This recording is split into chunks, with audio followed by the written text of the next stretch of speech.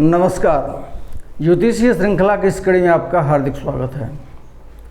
पिछले वीडियो में हम शनि की महादशा में शनि, बुध, केतु, शुक्र और सूर्य की अंतर्दशा के फल का अध्ययन किए थे। इस क्रम में आगे बढ़ते हैं और आज हम शनि की महादशा में चंद्रमा, मंगल, राहु और बृहस्पति की अंतर्दशा के फल का अध्ययन करेंगे।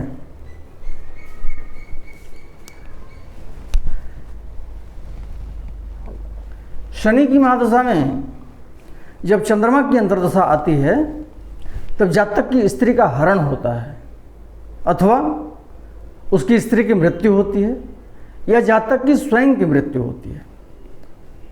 बंधु वर्गों से उसे मतभेद होता है, उसके परिवार में निरंतर कलह होती रहती है, जातक के सुख की हानि होती है, उसके मित्रों पर विपत्ति आती है, जल और वायु के कारण उसे अति भय होता है तथा जातक को वात रोग से पीड़ा होती है, परंतु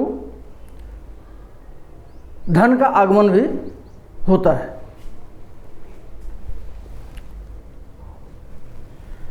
शनि की महादशा में जब मंगल की अंतर्दशा आती है तब जातक के शरीर में विकलता होती है, कोई कठिन रोग उसे होता है, स्थान से च्युति होती है, पदभ्रष्ट होता है, जिस स्थान पर है वो वहाँ से या तो निकाला जाता है या स्वयं हट जाता है, वह अपने मूल स्थान पर लौट कर आता है।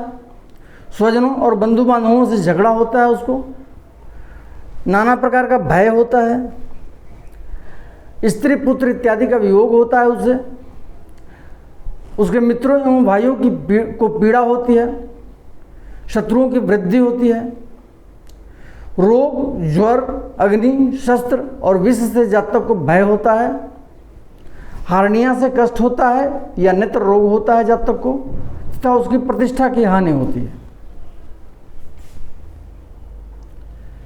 शनि की महादशा में जब राहु की अंतर्दशा आती है तब जातक बुरे रास्ते पर चलता है, उसके प्राणों पर संकट आता है, प्रमेह, गुल्म, ज्वर, चोट इत्यादि से उसे पीड़ा होती है।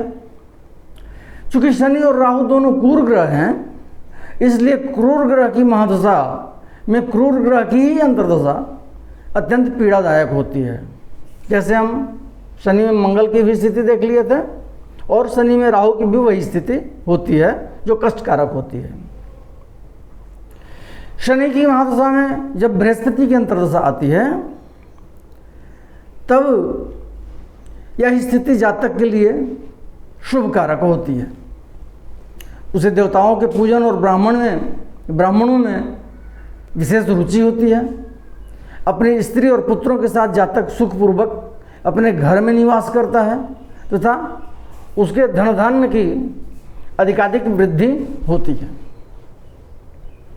अगले वीडियो में हम बुध की महादशा में क्रमशः सभी ग्रहों की अंतर्दशा के फल का अध्ययन करेंगे।